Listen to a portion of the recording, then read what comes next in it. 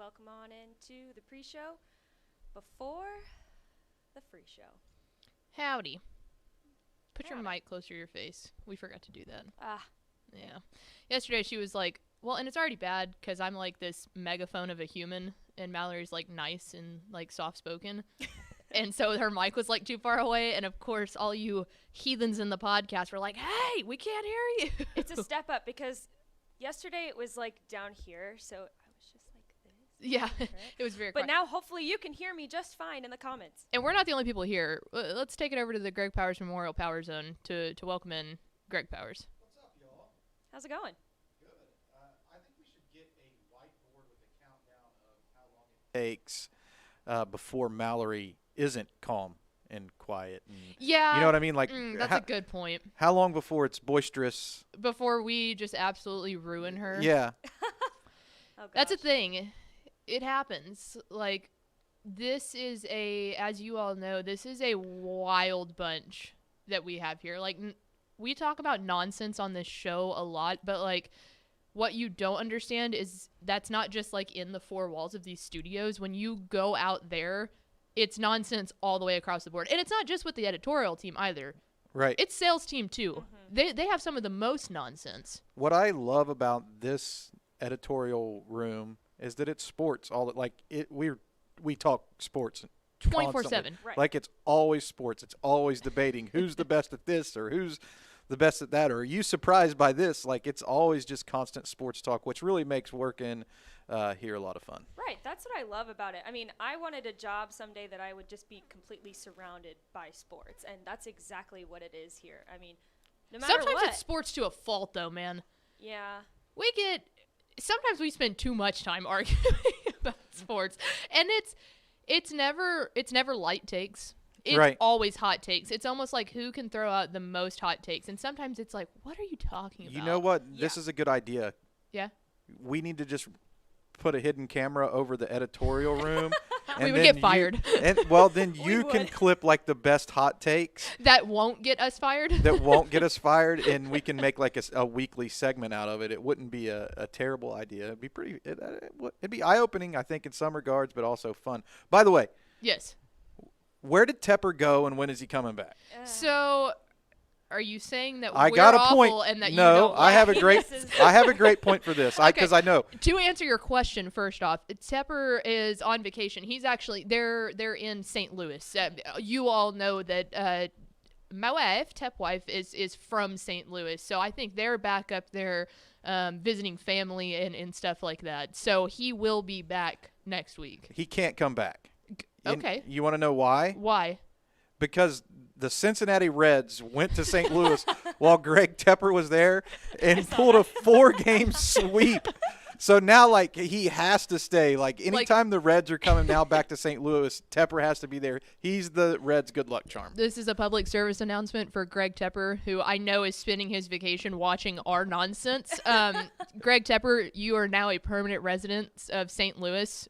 You are not welcome back in the beautiful city of Louisville. And A public service cannot announcement come for Greg Tepper. And it's all based around MLB.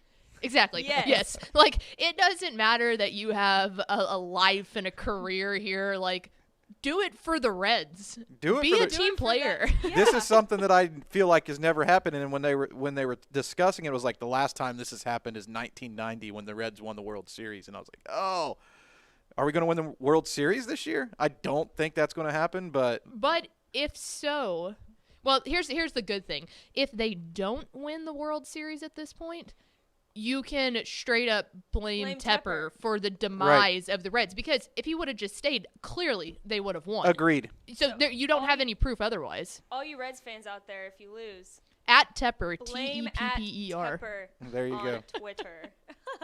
So there you go. You heard it here first. If Tepper stays, Cincinnati Reds, you're World Series champions. If not, we know who to blame. Mallory, hit the theme, XO.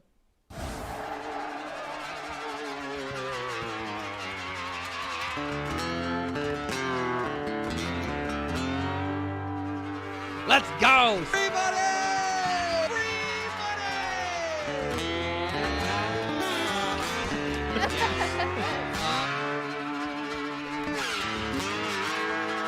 Let's go!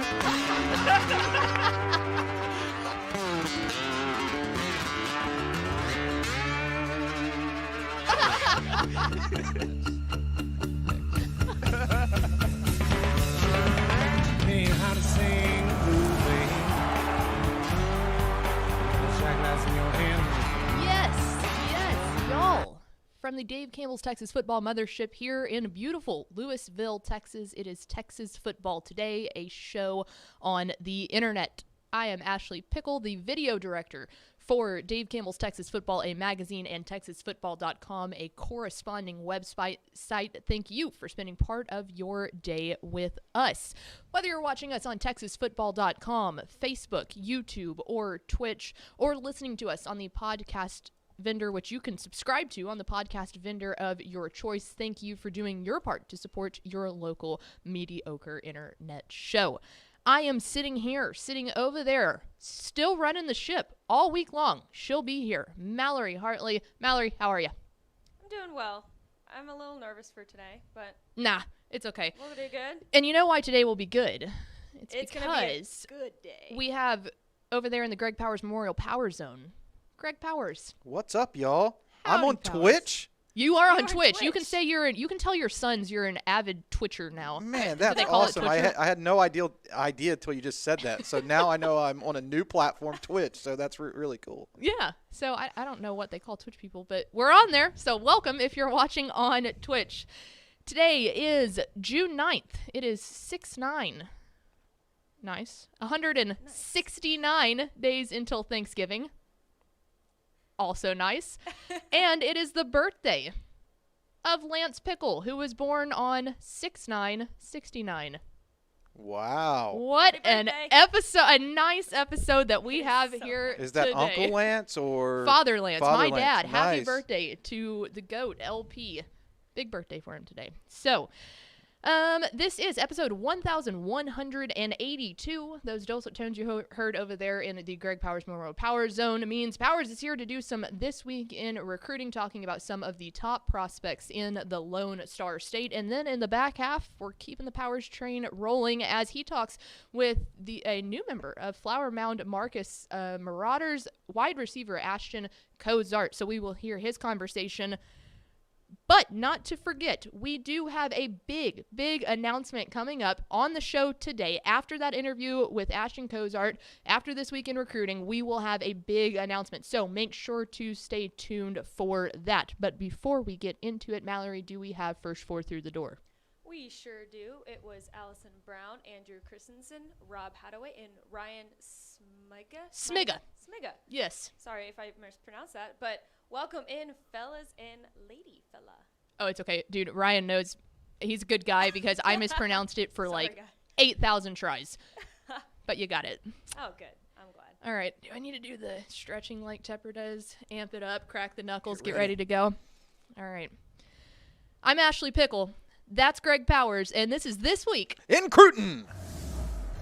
That's right. It is This Week in Recruiting, where we welcome on next level athletes Greg Powers to talk about some of the biggest prospects in the great state of Texas.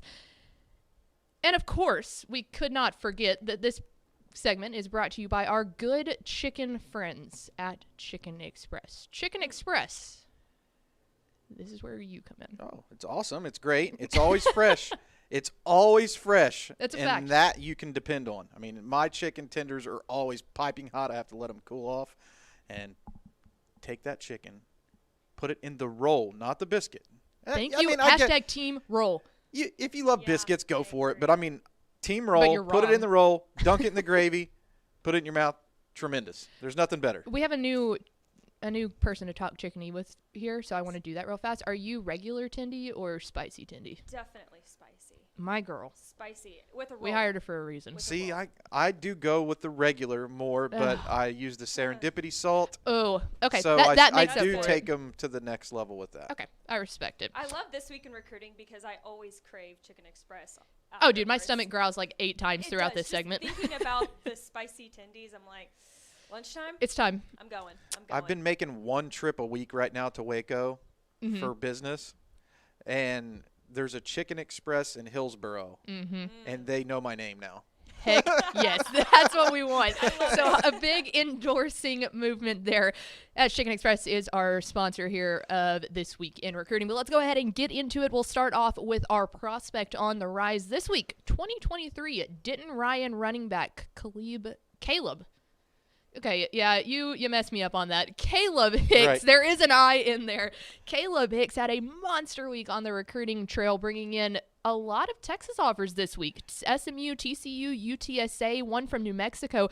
So after an unbelievable breakout sophomore season, it looks like eyes on Texas college football are really starting to pick up for Mr. Hicks here. Well, first and foremost, Caleb went to a camp at SMU, and then he went to a camp at TCU where he earned both of those offers. So there were some big camps in the Dallas metro over the last week where Caleb was able to perform. So SMU had like a 2-day, what I would call mega camp, where there were tons of colleges on campus, and then TCU had a camp as well this weekend. So this is like, to me, when you see this type of activity, it's even bigger than like your typical offers, right? This is a guy that walks through the door at a school, and now they're seeing him perform, and they're like, you get an offer, right? So he's going to go off and probably pick up a lot more offers even than this. So I think that just a guy to really keep a close eye on because he looks the part on film. It's not an easy district, not an easy path that Denton Ryan has to play to win a state championship, and he looks great on film. He was listed at 5. I think we have him listed in the article. Let me double-check what that said. We have him listed at 5'10", 195, and he looks a little bit bigger on tapes. He looks around 5'11", 6 foot to me. Right, absolutely. Yeah, he's got the stature for it, and it looks like he's got the quickness too. But I still think there is a little bit room for him to grow here, which is always a good thing. We say that sometimes that it looks like it that could sound like a bad thing, but it's like if he can get that speed, especially out of the pocket right there, he's got the size to just barrel through people. Yeah, definitely, and it's just the beginning for him, so he's gonna go on to bigger and better things.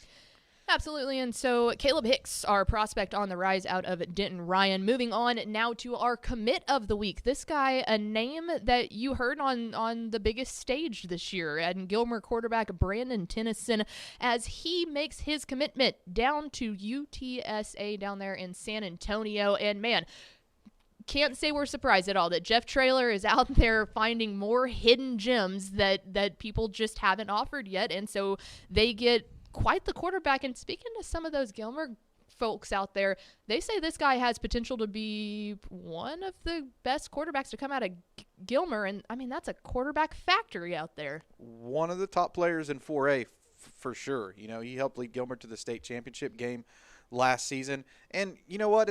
It's not a surprise, to be honest with you, that Jeff Traylor got a commitment from a kid who plays in Jeff Traylor Stadium. Mm-hmm. You know what I mean? Like, it was like meant to be. Yeah. As a matter of fact, if UTSA offers a guy or Jeff Traylor offers a guy from Gilmer and they go elsewhere, then you've got some serious issues on your hands. Then I'm surprised. Everybody loves him in that community. And what I think that he's recognized in Brandon Tennyson is something that I'm really coming around on. And I'm basing this statement behind the fact what I saw him do at the Elite 11 regional camp in Dallas, okay? So when you go to that camp, they break the quarterbacks up into segments, okay? There's always one group that is like the guys who they've predetermined before the camp even started.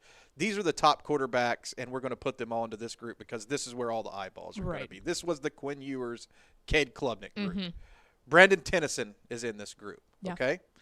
They have a top underclassmen group, and then so on and so forth. They end up with about 6 to 8 groups at these camps. So Brandon Tennyson is thrown with all of the other top quarterbacks in the state of Texas. At first, I didn't know who Brandon Tennyson was in this group. You have a roster. Dumb me at this camp. Instead of printing them off in numerical order, I printed them off in alphabetical order, which is always a cluster when you're at the camp trying to figure out who everybody is, and you have to bounce around looking at numbers. But I noticed this kid coming through these drills, and he's technically solid. He's doing everything right. He's making all the throws. He's just not as tall as the other guys, right? He looks the part. everything he's done. I mean, he looks like a technician, and especially on the rollout, working outside of the pocket. He had good footwork. Quick release, too. Yeah, quick release. So I was really blown away by what I saw. And then come to find out, it's Brandon Tennyson. Finally put all the pieces together. And now watching his tape and seeing what an athlete he is with the football in his hands, how much speed he has, explosion, quickness. He could play another position, 5'10", 5'11", 180 pounds. He could play wide receiver. He could do some different things on the football field.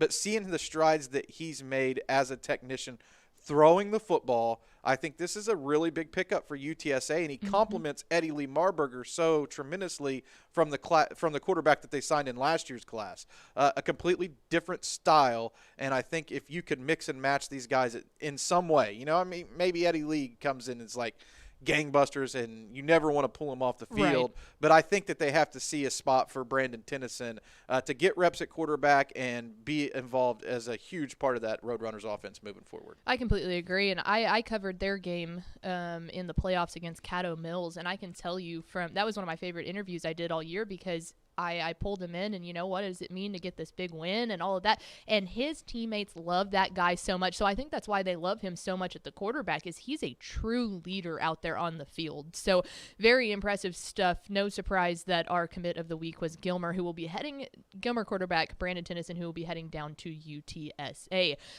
This is This Week in Recruiting with Nexel Athletes. Greg Powers. You can get involved with the conversation, #TFToday. But now we move on to our underclassman of the week. This time, a 2023 athlete out of Temple in Mikhail Harrison Pilot. And if you are looking for a guy that doesn't have many eyes on him or many offers, this is not where you're going here. He picks up some big offers this week alone from Texas, Texas State, Florida State, and Oklahoma State. But, those 4 offers just add the tally to 28 stinking offers and a true athlete out there on the field. If he was in the class of 2022, he'd be one of the most heavily offered prospects. So that's how things are going in the life right now for Harrison Pilot, who I have to say, I never show favorites when it comes to covering recruits or doing recruiting coverage. That I think an unbiased coverage is the best way to Capital J journalist right there. But what I know about this guy makes him special to me in this regard. We knew about him before he really ever became a thing, right? He started as a freshman at Temple. He played safety. And I appreciate the fact of how hard he worked to turn himself into a national recruit. He's a guy who did everything he could, attended every camp, was doing training sessions, submitting videos that he filmed himself to try to get on the radar of other programs, doing interviews, and then his recruitment really started to take off after his sophomore season, where he flipped over to play on the offensive side of the ball at wide receiver and put up big numbers. Oh, and guess what? He can also play quarterback. That's the position that he really grew up playing. He cross-trains at all these different spots and puts in a lot of work to turn himself into a guy that 28 schools, his list is going to go to 30, 40 easy, right? Right. So he's the guy who has put in the work, and that's what I can really appreciate about Harrison Pilot. And to boot, he's a great kid to talk to. Very That's respectful, yes sir, no sir, yes ma'am type of kid, and always is available to give a recruiting analyst a helping hand if you ask him a question. So congratulations, Mikhail Harrison Pilot, on all the attention you're getting and also for being a good dude. I got to ask you real fast, too, just because, Temple is a program that doesn't have a lack in numbers. So Right. You've got this guy that is a true athlete playing all these different positions, obviously can play on both sides of the ball. Do you think as he gets older and more mature in this program that they will try to solidify him to one specific spot, or is he one of those just studs that you have to keep moving him around? I think he'll get a better look at playing quarterback his last 2 years, kind of based on numbers and need of what they're wanting to do. He obviously can go out and play wide receiver anytime. He was a headhunter at safety. He didn't have a lot of reps playing safety on tape as sophomore season. He exclusively played there as a freshman. But as he's grown, he's now at 6 foot or over 6 foot. I think it's just hard to predict without seeing him on game film at quarterback. That's the great unknown. I would list him as an athlete with watching his tape, thinking that wide receiver is probably the spot that he's going to end up at. But guys like him in that mold make a lot of money in the NFL playing defensive back. Oh, yeah. So, you never want to rule that out. If he has the skill set to play defensive back, then his measurables at that position make him more valuable. So that's what I kind of would suggest. Be like, hey, maybe you should concentrate on defensive back. 28 offers. I mean, Right. He'll figure out a place to go. Who am I to judge? He knows more about where he'll play than me. But what I do appreciate about Temple guys, yeah, they're always hard-nosed. Oh, yeah. Very serious about football. They got to be. Look at those pants. White and blue, baby. So I do appreciate what dedication and vigor that Temple guys play with at the next level. And I'm looking at that Texas offer right now, right down the street. They've done a really good job recruiting that school, and they were one of his most recent ones. So if he wants to stay home, that's the place. We'll see how it plays out.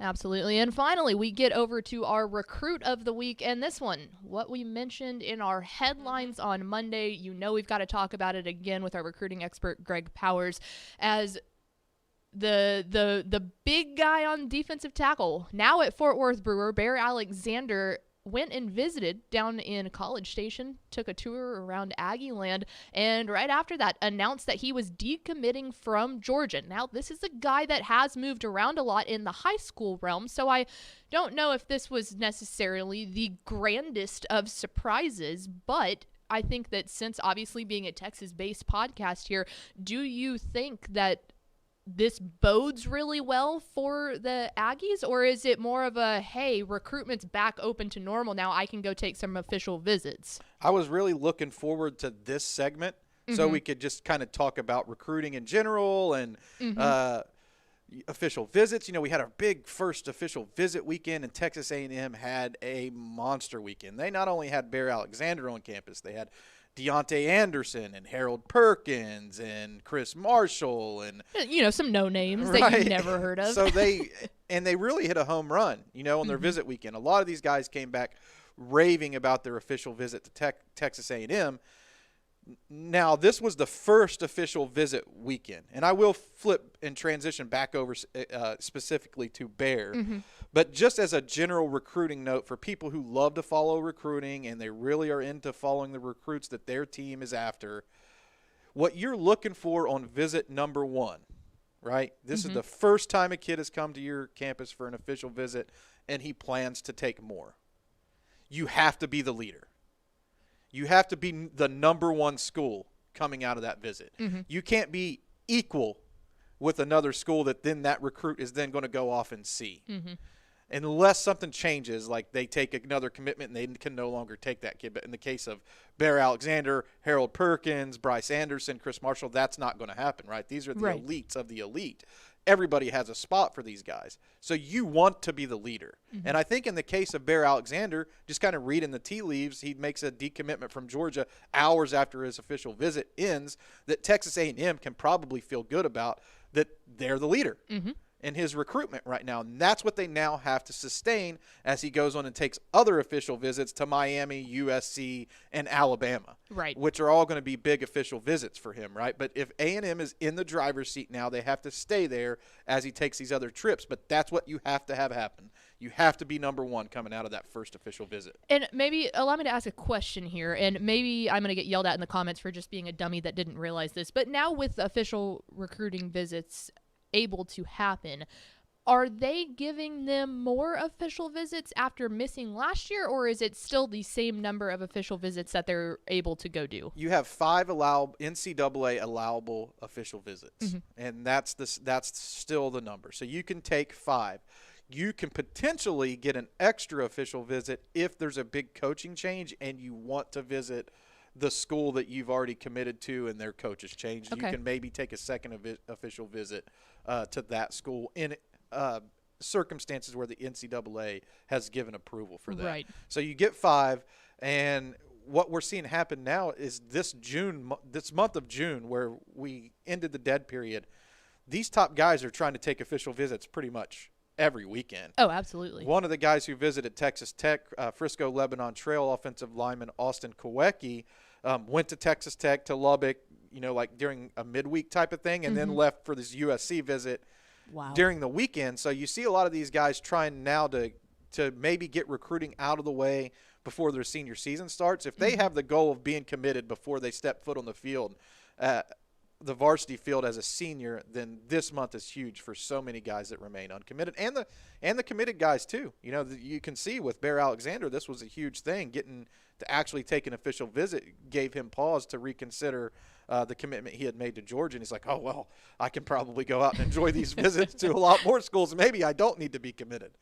So what you're saying is the recruiting world is just so boring right now. I mean, just nothing going on. Fireworks are going to be firing this whole month of June. There's going to be big news and a lot of stuff to follow with these top recruits, and it's going to be a lot of fun. And we appreciate our firework for joining us here. There we go. See, Well I done. Can do it. Well done. He's Greg Powers of Next Level Athlete. You can follow them on Twitter at Next Level D1 and follow him at G Powers Scout. Powers, do not go anywhere. We're going to have you introduce the next segment, but of course, before we do that, we are Texas Football Today. We're here every weekday at noon talking football in the Lone Star State. We hope that you will become a Dave Campbell's Texas Football subscriber. And if this is not one of the most important things that we do all day, today, I don't know how much more I can say that today. You've been saying it all week. Is the last day that we can guarantee that if you go to texasfootball.com/subscribe and become a Dave Campbell's Texas Football subscriber, we can guarantee today's the last day, that you will get your magazine in the mail along with the rest of the subscribers before it hits newsstands. So if you want this baby, of course, Scott Surratt, Lord of the Rings on the gatefold cover, the A&M New Crew Defense on the main cover, and, you know, all the rest of the 400 pages, which with all of the football goodness that you could hope for. Today, texasfootball.com/subscribe is the last day that we can guarantee that you will get it before it hits newsstands. It won't be hitting newsstands until July, so if you want that in the month of June, please go to texasfootball.com/subscribe. Today. One more time, today. All right, we have a big announcement coming up after this, but before we get there, Powers, who'd you talk to this week? Well, we spoke with 2023 wide receiver Ashton Cozart, who will be playing his junior year at Flower Mound Marcus. He hit the 20 offer plateau this week with an offer from Texas A&M. So a guy who's really taken off on the recruiting trail and has an interesting story because he's not an original Texan. So here we go. Here is Greg Powers' conversation with Marcus wide receiver Ashton Cozart on Texas Greg Football. Powers, TexasFootball.com, Dave Campbell's Texas Football. And like we do every week, we're joined by one of the top recruits in the Lone Star State. This week it's Ashton Cozart. Man, your recruiting has really been blowing up here recently, but that's because you've been putting that work in on and off the field. Kind of just tell everybody what it's been like for you. I know that you're a guy who played your first full year against Texas competition, moving in from Washington. Tell us what that move was like and what it was like playing underneath the Friday night lights in Texas. It's a big difference, sir. Really, in Washington, you know, it's not as competitive as it is here. You know, it's never the same, especially the Texas football. The transition was pretty good, you know, moving over here. I love it here a lot, actually. You know, it's very fun. There's a lot of things to do other than football. But playing football here it's crazy because I would always grow up knowing that Texas football is just like it's the real deal, and actually playing against the competition over here was definitely a blessing, and I love it here. The competition here, I can say, is a lot harder than I'm used to, you know, but I love that because, you know, at the end of the day, it makes me better and it's a lot more fun. Ashton, next year you're going to be playing for Flower Mound Marcus. They play in one of my favorite districts. It seems like every Friday night is a war in that district, man. How excited are you to be getting a taste of that competition and playing for the Marauders, a team that's rich in Texas high school football history? I'm really excited, man. You know, watching a lot of their highlight videos, it gets me pumped, and especially playing with the quarterback that I'm used to and I've already known for a little bit. I play with a couple of the receivers on 7-on-7, and, you know, we have a really good connection, and I can't wait to play with them, especially playing against really good competition in the 6A football in Texas. I imagine the quarterback you're talking about is Cole Welliver, a guy that's really starting to come on the radar himself. Is he the truth?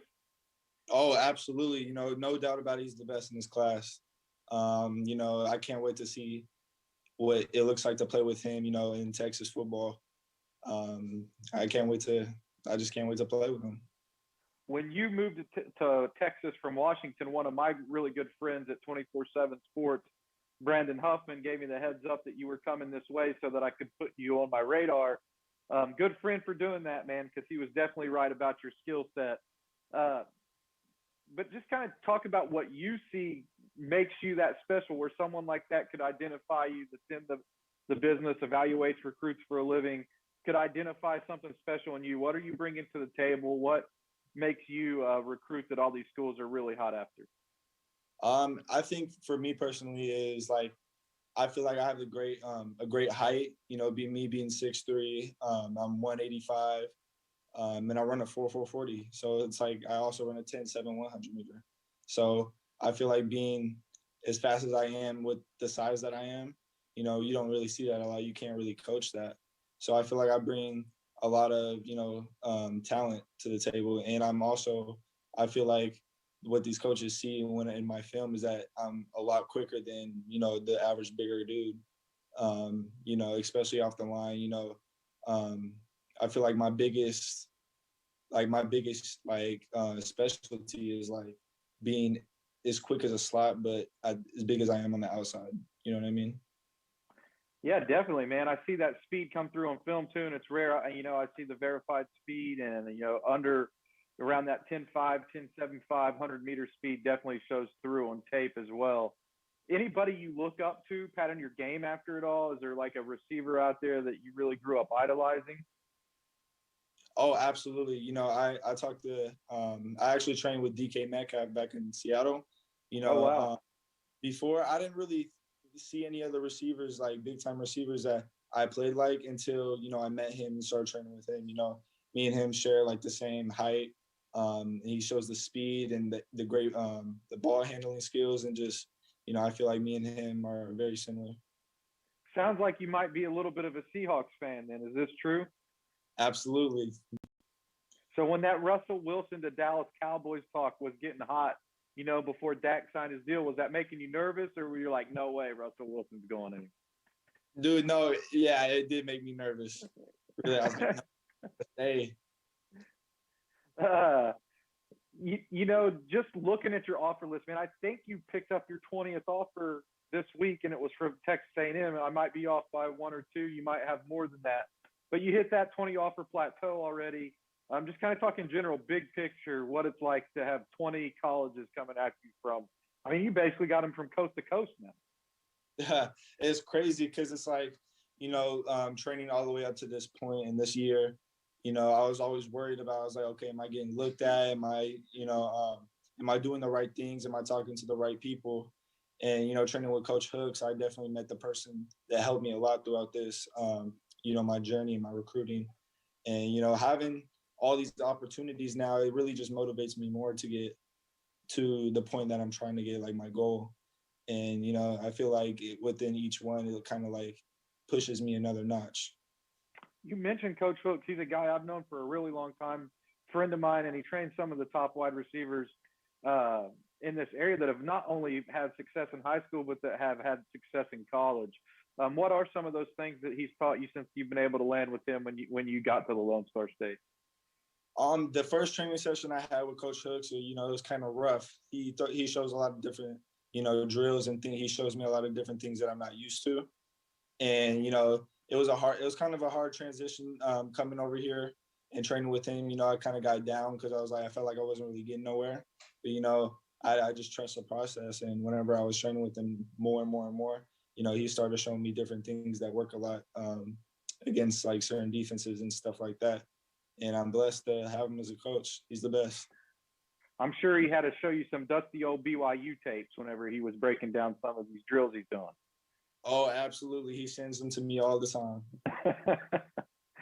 I think your first offer was from Arizona State. Is that true? And what I guess it makes sense. You're kind of Pac-12 guy in a lot of ways, moving from the Pacific Northwest down to Texas. What did it mean to you when you got that first one? It was from a P5 school. It's crazy because I remember that day like it was yesterday. You know, I woke up. You know, I got a call from my old coach Tracy Ford and Coach Hooks, they were talking about, Arizona wants to talk to you today. And, I woke up at it was really early, like 7 o'clock. And no, it was like 5.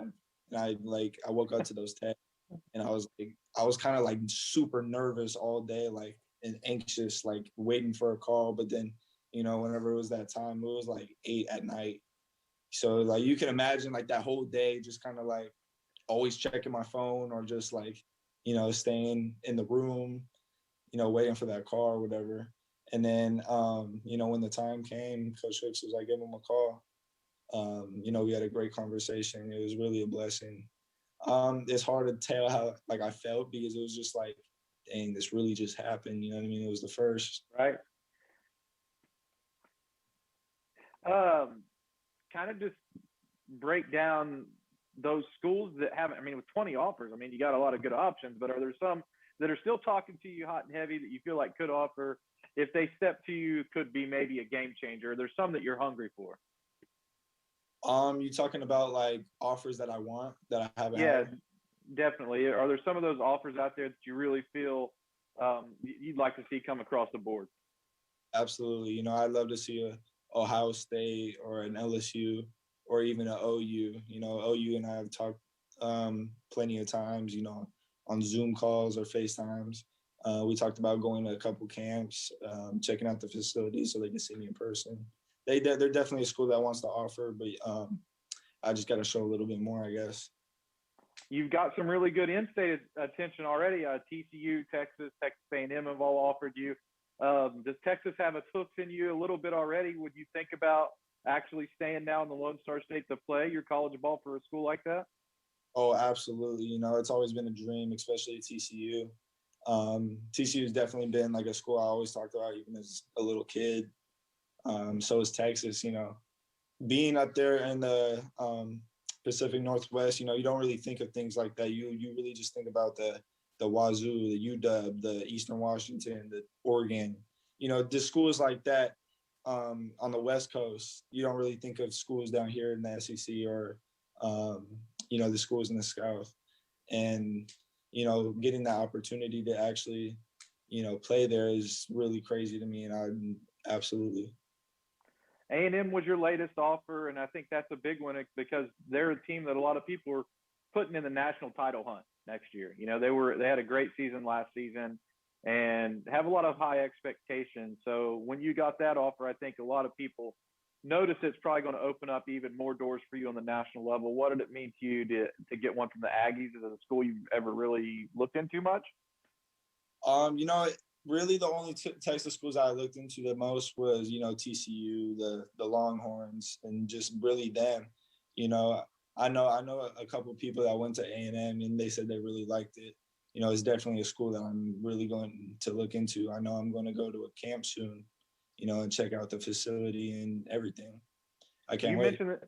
You mentioned the next question I'm going to ask, man. The dead period, it's over. You guys are able to go out and take visits and meet with coaches and really start to take control of your recruitment. Where are some of those trips that you feel like you have to have before you step your foot back out on the field for your next varsity season? Who do you got to see this summer to try to start to get your list together and narrow it down? I'm seeing TCU tomorrow, actually. Okay. TCU tomorrow. I know I'm going to Texas on the 12th. I know I'm going to Miami on the 28th. I'm going to go see A&M at the camp. We talked about going to LSU, and we talked about going to OU.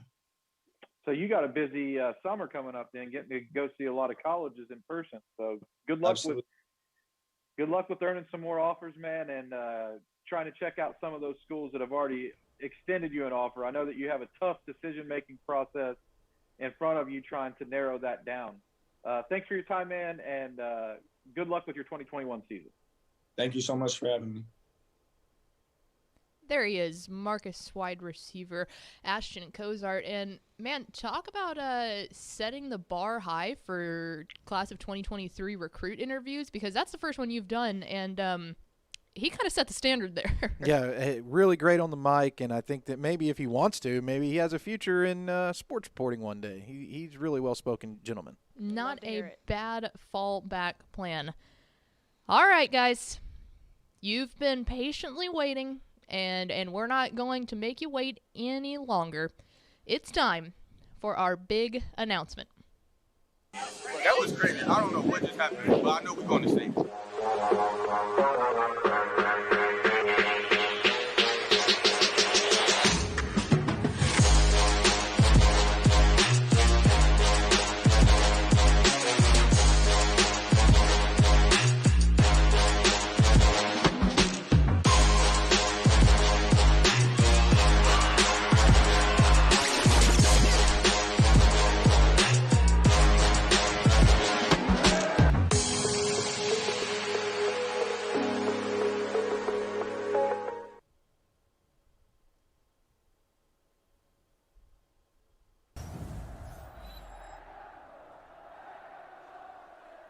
That's right. There it is. Our big announcement for today is that Dave Campbell's Texan Live will be broadcasting portions of the state 7-on-7 tournament. Thanks in so much to our partners at Texas Army National Guard.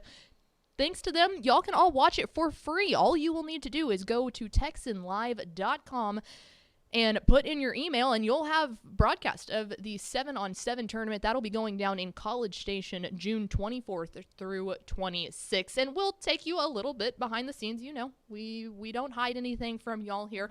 Obviously, we're not going to be broadcasting every single game. There's 3 divisions. There's over 100 teams. There's no way that could work. But we will be set up on, if you've been there before, the main championship fields, and we'll have games there all 3 days. So we're very, very excited about that. Again, that's June 24th through 26th, and we will have those championship games brought to you on TexanLive.com, Dave Campbell's Texan Live, and in big thanks to the Army National Guard for being the presenting sponsor there and allowing y'all to watch it for free. So it's been a hot minute since 7-on-7, the state tournament, has been broadcasted, but we are so excited for y'all to not only be able to get some 7-on-7 action and really get that first real feel of the football season, you could say, Yep, but absolutely.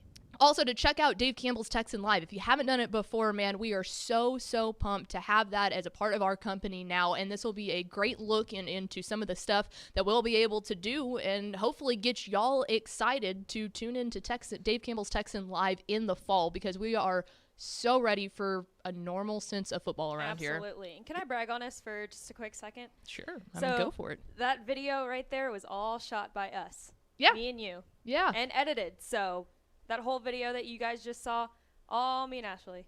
Yes, very, very excited to do that, and we've It was enjoyed our time thoroughly at the SQTs for 7-on-7, and we're really, really looking forward to that state tournament, again, June 24th through 26th down in College Station. So if you're going to be there, we'll see you guys there. We know there will be some of you in these comments down there with us. We're very excited to see y'all in a normal football setting, but for the time being, make sure to remember that the official 7-on-7 site is on Dave Campbell's Texas Football. So texasfootball.com/7-on-7. If you need any information about the state tournament, about SQTs coming up, Division 2 and 3 finishes this week. I believe Division 1 has one more week there.